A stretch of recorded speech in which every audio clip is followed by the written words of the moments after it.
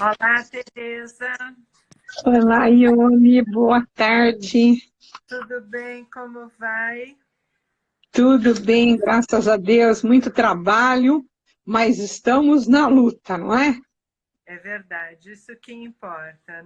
E finalmente nós conseguimos fazer as nossas ferramentas funcionarem. Você sabe que o Bernard, ele é super atencioso, ele até ligou agora de novo, perguntando se precisava de alguma coisa. Eu falei, ó, Bernard, nós fizemos um teste, deu tudo certinho, então acredito que você só precise resgatar a live depois de encerrar. Ele deu risada, né?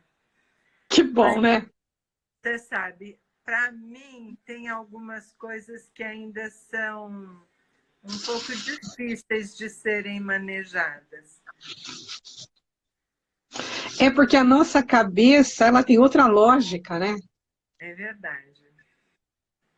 Por exemplo, uma coisa que eu acho interessante é a aceitação do erro. A nossa geração foi educada para evitar o erro, né? Não, vamos fazer tudo bem feito para não errar.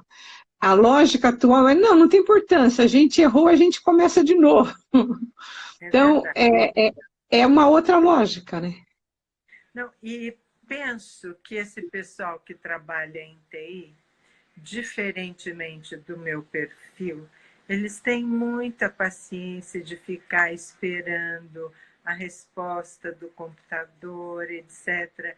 Eu já sou mais agitada. Imediatista. É, Então, se eu clico num lugar, tem que abrir logo, enfim, mais ou é. menos isso. Mas, A gente tem mesmo essa noção da imediatidade, né? E eles têm uma visão diferente. Eles têm uma visão de esperar, esperar o que vai acontecer. E para nós é difícil isso, esperar o que vai acontecer. A gente quer fazer acontecer, né? Mas tudo na vida se aprende, né? com certeza, é bem verdade, sim. E é uma questão de você se familiarizar com esse mundo de ferramentas que existem por aí, né? Eu uso muito o Word agora que eu estou mexendo em outras ferramentas e acho que a maioria das pessoas da nossa faixa, né? Da nossa, vamos dizer, do nosso mundo jurídico, né? Agora, É, para pesquisa, não tem nada melhor do que a internet, Dr. Google, né? O professor Google. Agora, eu tenho um pouco de receio de isso levar para um outro lado, ou seja, porque o direito é reflexão, né? Nós precisamos de um tempo de reflexão para maturar ideias, né? E essa imediatidade da internet, essa compulsão por, olha, você tem que responder já, eu acho que ela tem que ser administrada com mais calma, porque é, tudo aquilo que é complexo e você tenta resolver de uma forma muito simplificada, a solução, via de regra, não dá certo, né? Então, a gente está vivendo um momento novo mesmo, um momento de quebrar paradigma, né? Perfeito. Tereza, 12 horas, vou começar a nossa live te apresentando. Tem o advogado Luiz Madeira, que nos segue de Portugal, que perguntou qual é o tema. Então, vamos lá. Boa tarde a todos, muito obrigada pela participação na nossa live, que hoje terá o tema das sessões de mediação pré-processual por videoconferências. A nossa convidada é a confreira Tereza Geminiani Asta, vice-presidente judicial do TRT 15,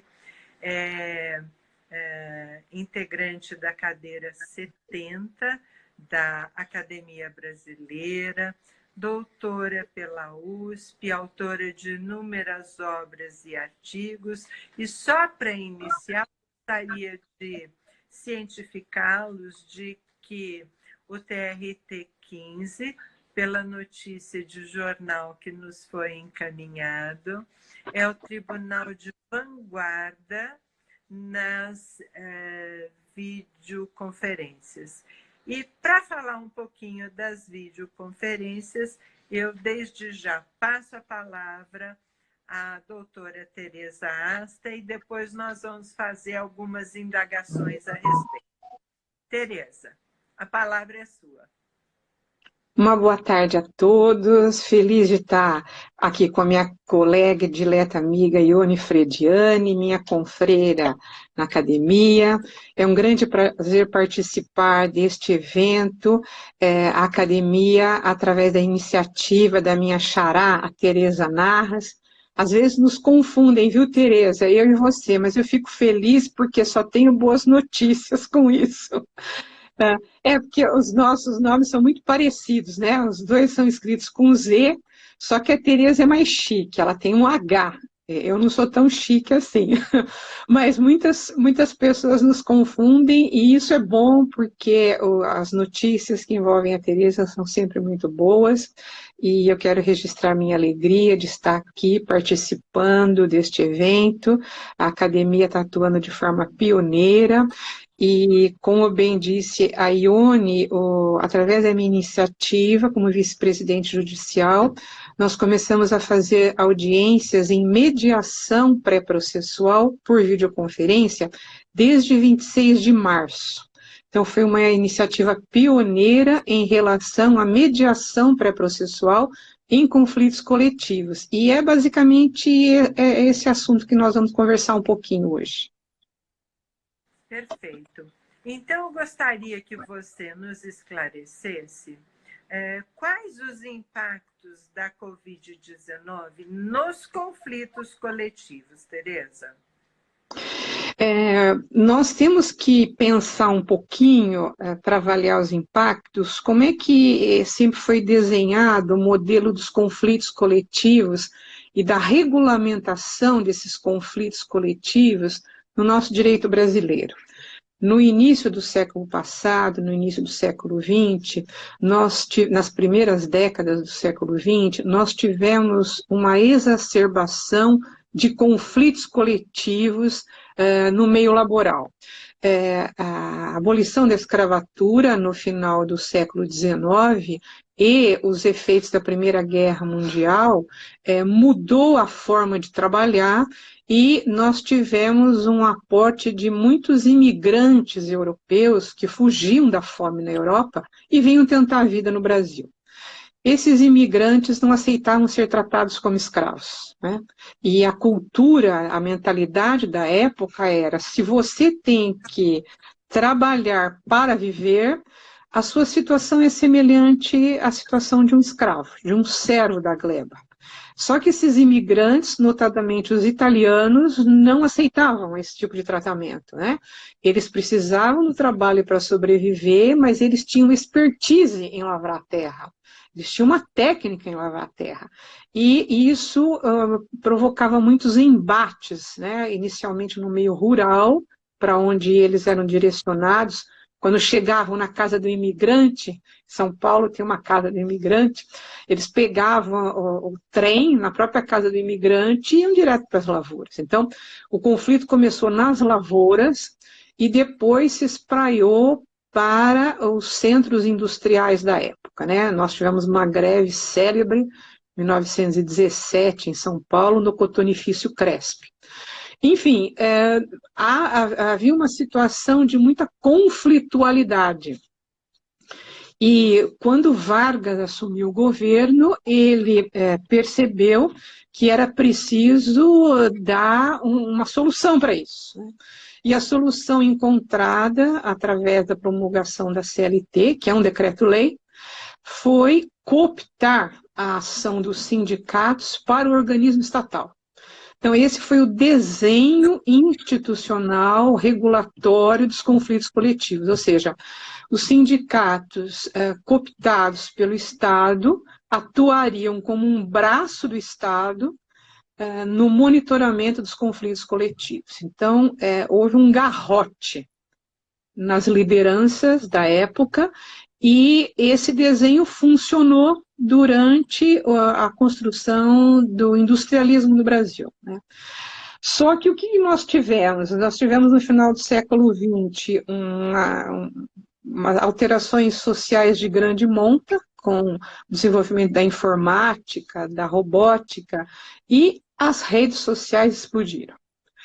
Qual o efeito dessa explosão das redes sociais? É a construção de uma teia de micropoderes ao látero do Estado. Então, o poder estatal, que sempre foi o centro do sistema, ele passa a ser questionado. Há uma criação de novos micropoderes por iniciativa privada, iniciativa particular, através das redes sociais. E isso impacta o conflito coletivo. Nesta situação de fragmentação de poderes, é que nós tivemos a Lei 13.467, conhecida como a Reforma Trabalhista, que abriu espaço para a negociação coletiva, né? Só que o que acontece? Há um gap, há um delay entre a nova regulamentação da 13.467 e a situação real, concreta dos sindicatos. Porque o que nós tínhamos até então? Um sistema cartorial de sindicatos, né? Sindicatos acostumados a receber um determinado valor, sem nenhuma contraprestação, sem mostrar nenhum tipo de serviço, através do imposto, que depois, pela Constituição de 88, foi denominado de contribuição sindical, era um dinheiro que entrava fácil. Então, nós temos, e ainda temos, né, grandes cartórios sindicais. E esses cartórios sindicais tiveram muita dificuldade de, no momento em que perderam a renda, muita dificuldade de sobreviver. Eu me lembro, Ione, que nas primeiras audiências que eu fazia de intermediação pré-processual, na mesa de audiência eu dizia assim para os sindicatos, isso no início do ano passado, 2019, olha, qual é a pauta? Vocês chegaram a contatar os trabalhadores, foram à empresa, construíram pautas? E eles me respondiam assim, não, mas a pauta é a pauta de todo ano, né? E eu falava assim, mas como a pauta de todo ano? Vocês não iam até a empresa, não dialogavam? Então, a resposta era essa, havia sim uma dificuldade do acesso da cúpula sindical com a base. E esse delay, no momento de intensificação das redes sociais, começou a ser ocupado por outras lideranças sindicais que começaram a surgir. Quando isso abalou o poder de quem já estava tranquilo, o conflito coletivo começou a se intensificar dentro das empresas, né? Então, nós chegamos até audiências em que, de um lado, tinha o sindicato regularmente constituído, mas um grupo de trabalhadores também pleiteavam participar da mediação pré-processual, sob a justificativa de que o sindicato não estava representando seus interesses, né? Nesse panorama todo, nós tivemos a Covid-19. E o que aconteceu com a Covid-19? A gente nunca sabe qual é o lado bom e qual é o lado ruim, porque é tudo muito complexo, né? Ela, de certa forma, o que a Covid-19 fez? Ela quebrou a aparência de normalidade e está demonstrando essa controvérsia como uma fratura exposta, vamos dizer assim. Ela mostrou que o sistema está oco, que de um lado eu tenho uma ânsia por negociação coletiva, até porque o momento do direito, do ordenamento jurídico, é de maior empoderamento da autonomia das partes. Esse é um movimento geral no sistema normativo, do direito como um todo, né? Não é só direito trabalhista, direito civil, direito penal. Consumidor. Há um movimento de ânsia por autonomia às partes, até para poder reconhecer que o Estado não tem mais aquela centralidade que ele sempre teve. Mas, por outro lado, por que é um sistema que está oco? Por outro lado, eu não tenho lideranças fortes para poder ocupar esse espaço. Então, é nesse momento que nós estamos, né? De fratura exposta das nossas fragilidades, da fragilidade da negociação coletiva. Voltando um pouquinho na exposição histórica que você fez e que foi excelente, me fez voltar à época de faculdade, do estudo, da apreciação desses fatos, eu gostaria de te ouvir a respeito sobre um fato marcante também para nós da Justiça do Trabalho, em que me parece que nós tínhamos uma representação mais atuante na época em que o nosso juízo de primeiro grau era colegiado por meio das juntas de conciliação, com a participação dos classistas, representantes de trabalhadores e empregadores. Na sua visão, você acha que a extinção da representação classista na Justiça do Trabalho interferiu na movimentação, na evolução desse panorama sindical?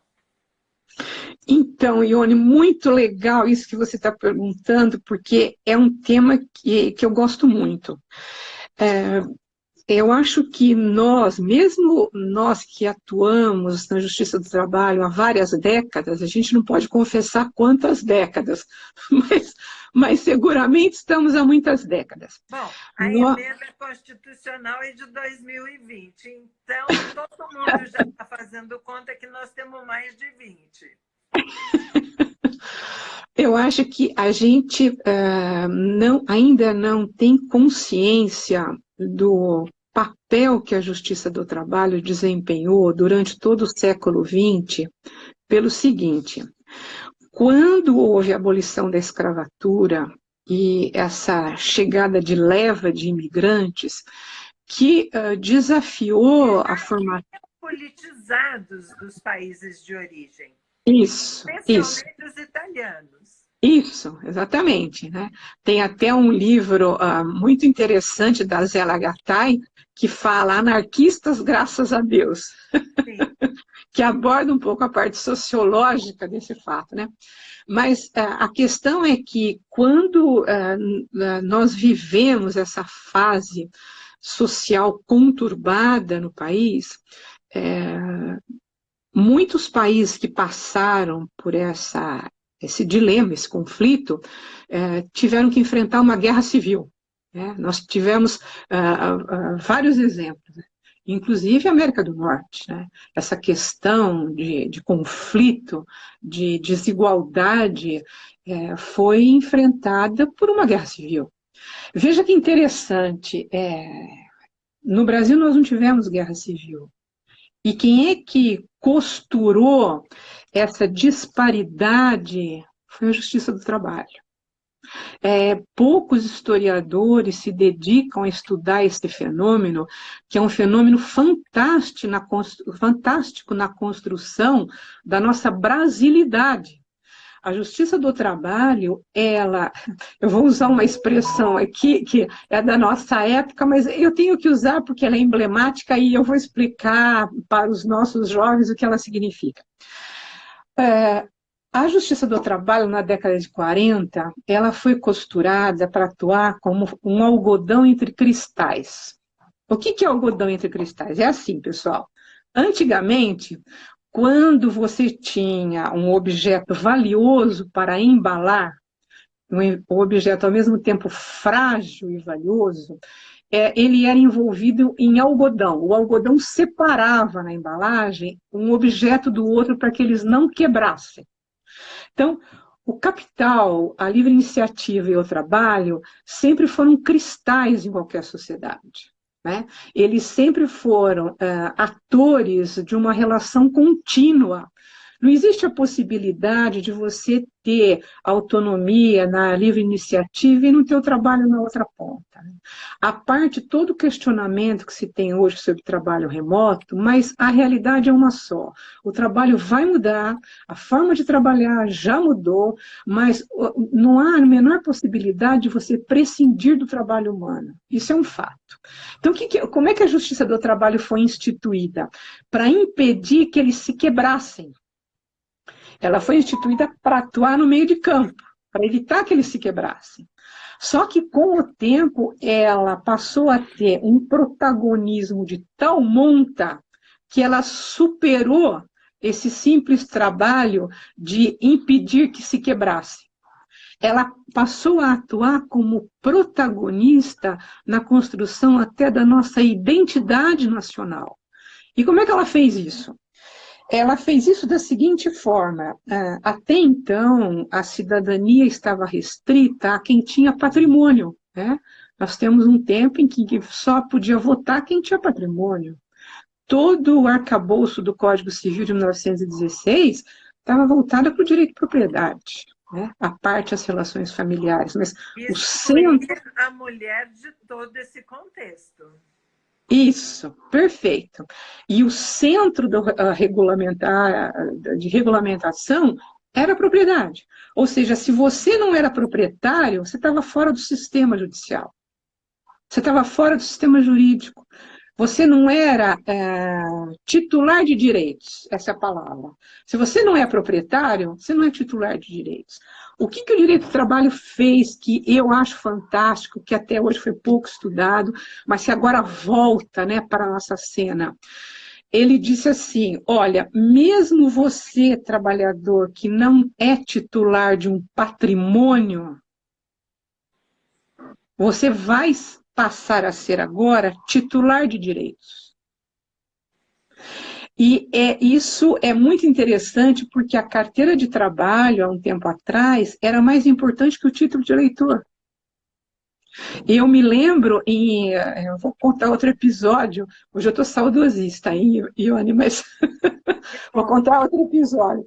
Nós temos um santuário da Aparecida do Norte, que é um santuário nacional, né, aqui no estado de São Paulo. Era emblemático que nas missas os trabalhadores levantavam as carteiras, há fotografias que detêm muita simbologia nisso. Os trabalhadores levantavam as carteiras, pedindo a bênção final da missa, para que não perdessem os empregos, ou para que obtivessem empregos. Porque aquele que não tinha emprego não tinha cidadania. Então, essa revolução que a Justiça do Trabalho provocou no século XX ainda é pouco estudada, mas essas questões todas voltam agora no século XXI, né? Depois a gente vai falar um pouquinho da mediação, por conta disso. Agora, em relação à sua pergunta, o que eu tenho a dizer? Se num primeiro momento esse espaço para atuação da sociedade civil nas juntas de conciliação e julgamento foi importante porque abriu espaço para a atuação da sociedade civil, num segundo momento, ela perdeu a funcionalidade. Por que ela perdeu a funcionalidade? Porque as questões foram se tornando mais complexas juridicamente. Então, o sistema jurídico teve que reconhecer que, em virtude da complexidade, não havia mais como manter a representação classista numa junta... Tema obsoleto, que ficou obsoleto. Exatamente. Entretanto, aquele clamor por uma instância de conciliação continuou a existir.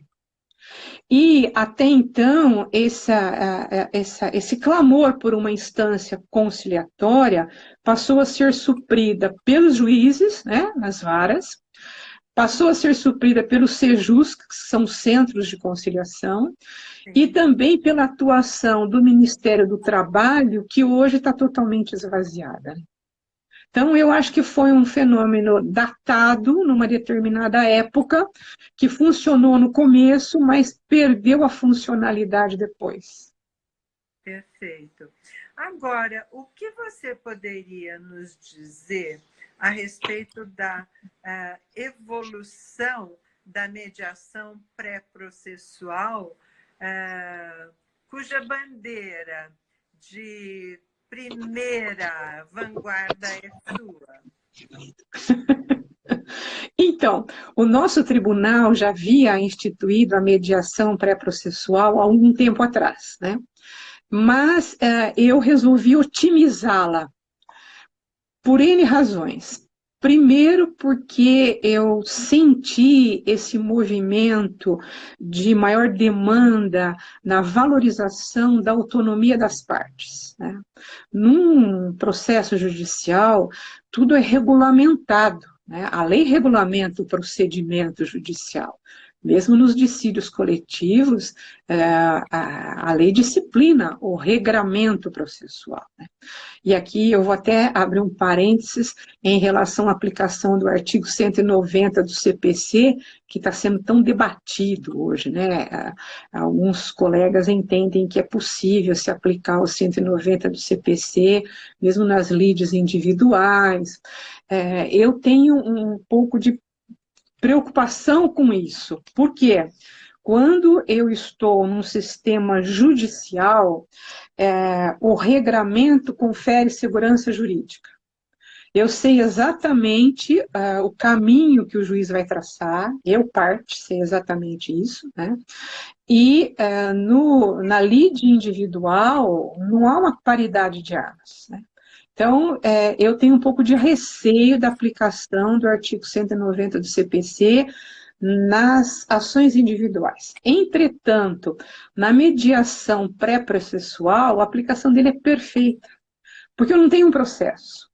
Como é que funciona a mediação pré-processual? Ela tem início através de uma simples petição. A parte comprova que ela tem legitimidade para peticionar, né? No caso de uma empresa, ela junta os atos constitutivos dela para provar que ela tem uma vida formal, né? Ela está regularizada, e os sindicatos da mesma forma, eles peticionam juntando o comprovante de que eles estão regularmente constituídos. Mas é só isso. E nessa petição, que é uma petição singela, sem regras processuais, eles historiam qual é o problema e o que eles precisam do tribunal. Então, primeira coisa, é um sistema que não tem burocracia nenhuma. Então, recebida a petição, qual seria o passo seguinte? O passo seguinte, esse processo vem para mim, que eu sou vice-presidente judicial, e eu avalio a urgência. Por exemplo, pode ter um pedido urgente. A empresa diz assim, olha, eu opero no transporte público municipal, os motoristas estão parados, eles não querem movimentar os ônibus, e a cidade precisa do transporte. E isso numa petição simples. Essa petição, quando chega, eu verifico a urgência, eu tenho a liberdade de marcar uma audiência para daqui a 2 horas. Perfeito. Por quê? Porque é um sistema totalmente desburocratizado. Se ele me informa o telefone, se ele me informa o e-mail, se ele me informa o acesso, eu tenho como marcar uma audiência em horas. Então, antes que o conflito aumente, eu consigo entrar nesse conflito. E quando eu entro no conflito logo no início, o resultado é muito mais eficiente. Porque aí eu abro um espaço para outra parte me falar, olha, o que está acontecendo? Por que vocês pararam? E de uma forma, assim, muito informal, sem muita regra, eu permito uma total liberdade de autonomia das partes. Então, pode acontecer que a parte contrária venha e fale assim, não, nós paramos que nós queremos receber o vale transporte ou o ticket alimentação que a empresa não liberou. A empresa me responde, não, mas eu já liberei. O sindicato diz assim, não foi liberado. Então, o que a gente faz? A gente para a audiência para verificar se houve a liberação ou não, e ela pode ser retomada em poucas horas depois. Então, o que significa esse sistema? Ele reconhece uma autonomia maior às partes que estão sofrendo o conflito. Ele possibilita um acesso maior das partes a uma instância constituída para estimular a negociação. Porque eu não vou atuar como juiz e falar, olha, pessoal, a solução é essa. Não, eu vou tentar aproximar as partes para resolver.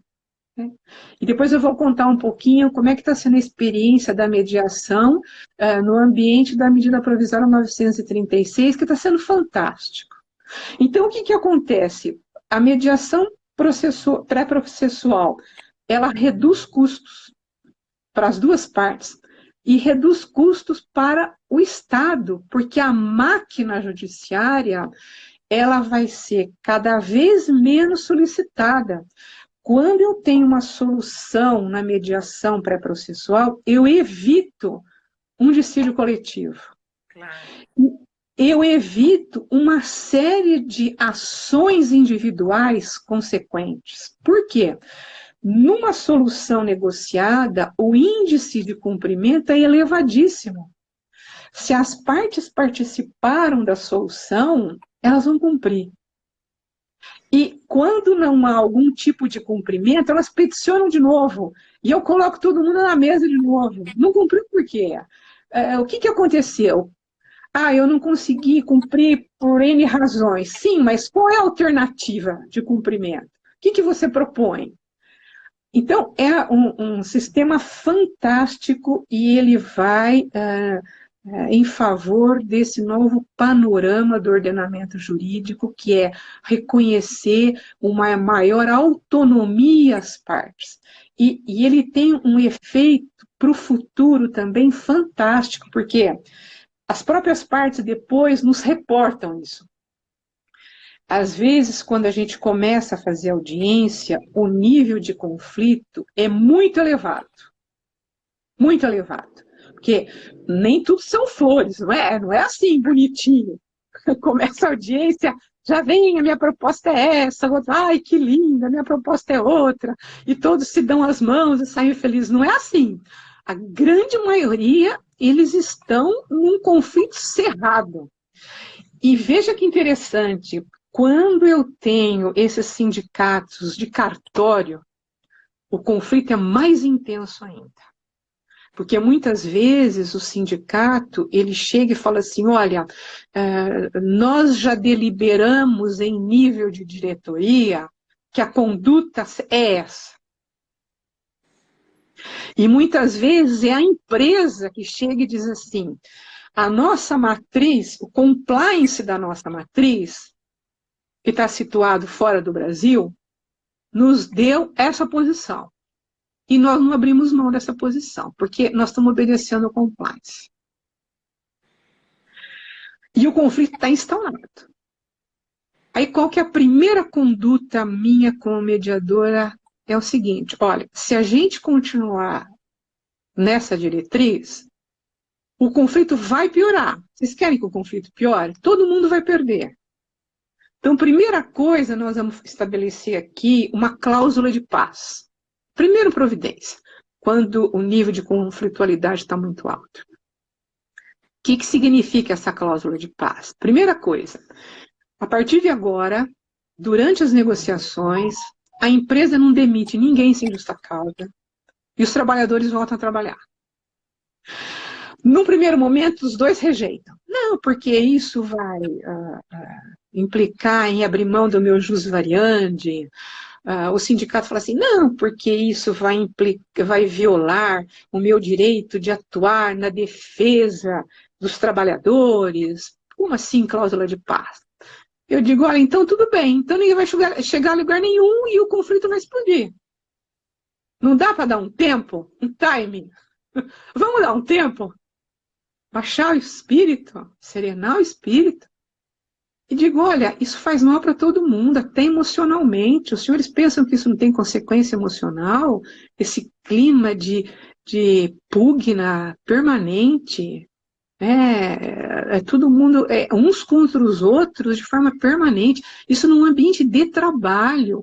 Isso prejudica até a saúde mental das pessoas envolvidas. Vamos pensar um pouquinho mais. Olha, demora um pouquinho, mas eles aceitam essa cláusula de paz.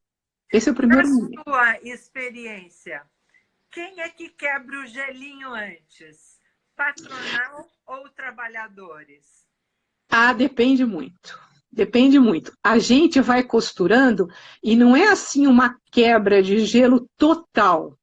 Eles vão...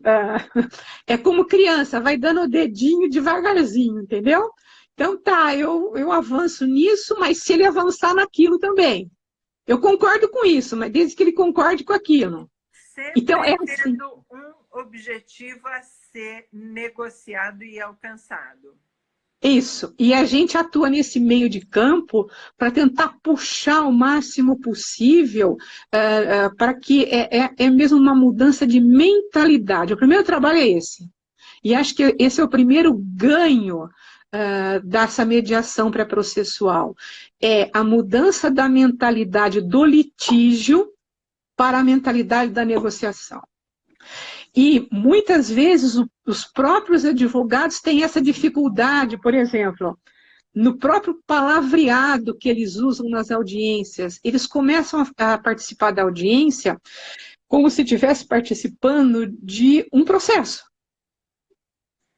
E usam palavras inerentes a uma atuação processual. Né? Até a gente fazer entender que, olha, doutor, vamos tentar conversar de forma mais coloquial, vamos tentar conversar de forma mais simples, mais simplificada. Né? E eu permito, inclusive, que quando os trabalhadores estão presentes, eles podem até ter um porta-voz. Eles querem, olha, nós gostaríamos de fazer alguns esclarecimentos de fato. Porque, veja que interessante, Ione, já aconteceu muitas vezes da liderança sindical que está na mesa desconhecer o que acontece no chão da fábrica. E a liderança empresarial também desconhecer o que acontece no chão da fábrica. E muitas vezes eles começam a digladiar sobre uma questão que não é importante. Então, os trabalhadores que estão presentes, às vezes, pedem para falar sobre questão de fato. E eu permito que eles escolham um porta-voz para falar em nome deles. E quando essa pessoa tem a oportunidade de falar, ele diz claramente, com o linguajar dele, eu digo a ele, olha, não se preocupe em falar bonito, não se preocupe em tentar, né, usar palavras floreadas. Fale o que você tem no coração, o que você está enfrentando no chão de fábrica. E quando ele traz a realidade, ou seja, ele diz assim, olha, o nosso problema é X, os líderes que estão na mesa se entreolham e dizem, puxa, mas nós estamos completamente fora aqui da questão. A gente não sabia que o carro estava pegando nisso. Nós desconhecíamos isso.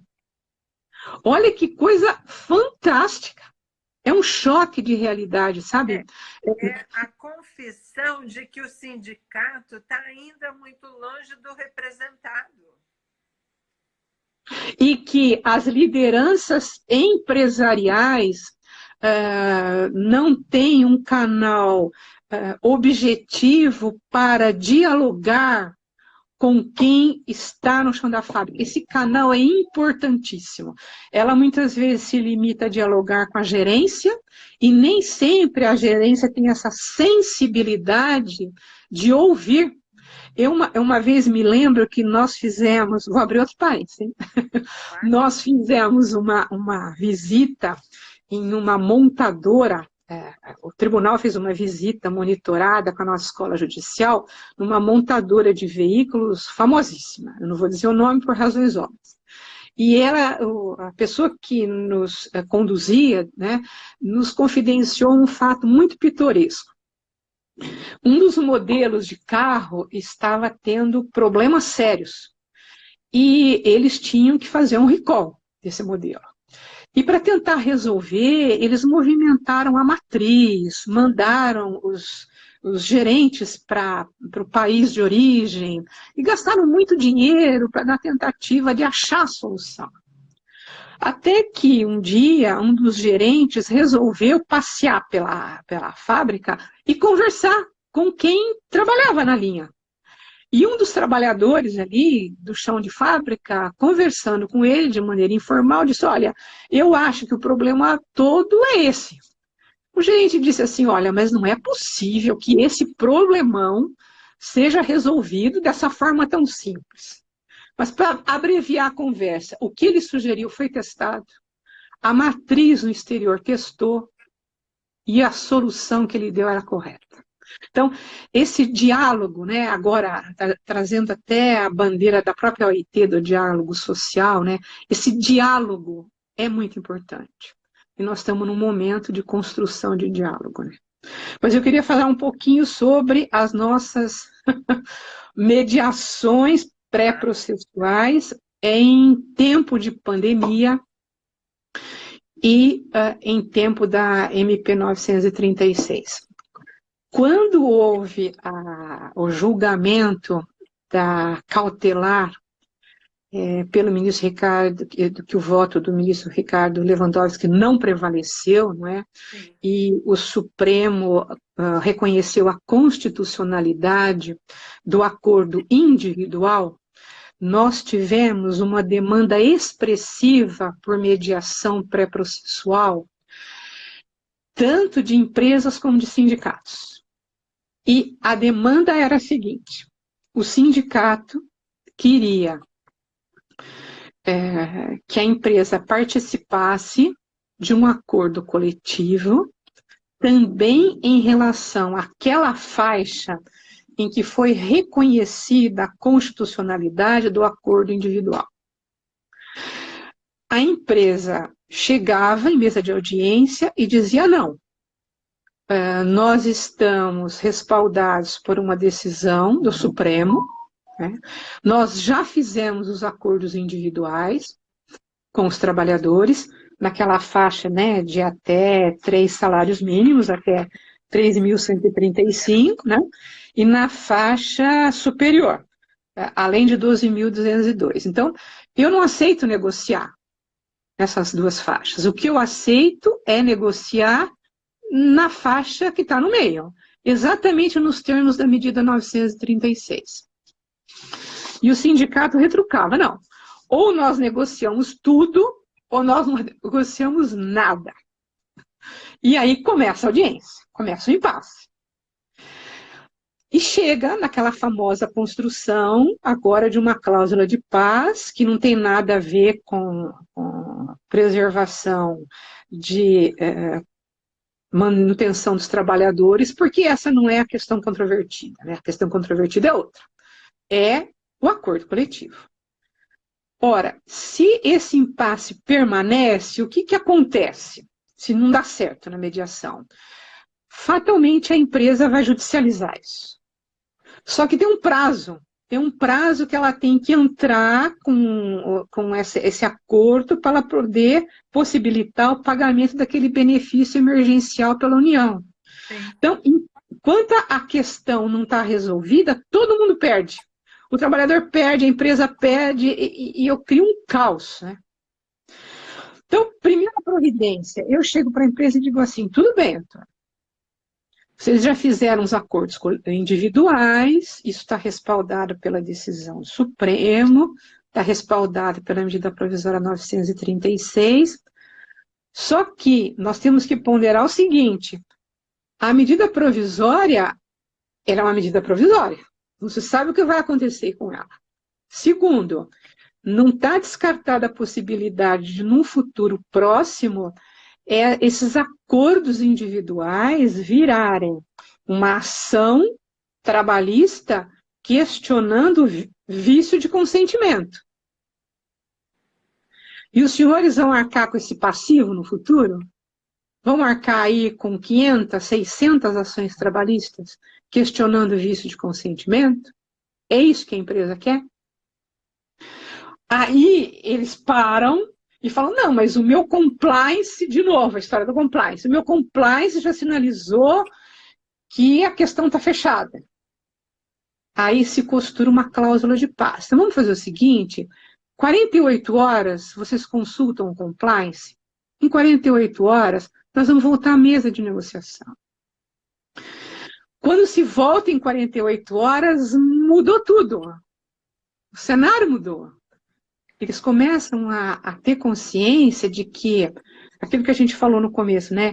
Quando a questão é complexa, toda solução simples demais não resolve.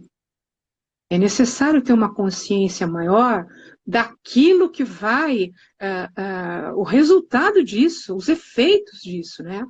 E eu até, muitas vezes, lembro as alterações promovidas pela Lei de Introdução às Normas do Direito Brasileiro, né? Até para o juiz, hoje, quando ele decide, ele tem que ter consciência dos efeitos do que ele decidiu. Né? Sim. E os efeitos disso, não é que a gente está num momento em que, vou fazer outro parênteses, não é que a gente está num momento em que, como eu tenho visto em várias discussões, mas a Constituição vale ou a Constituição não vale?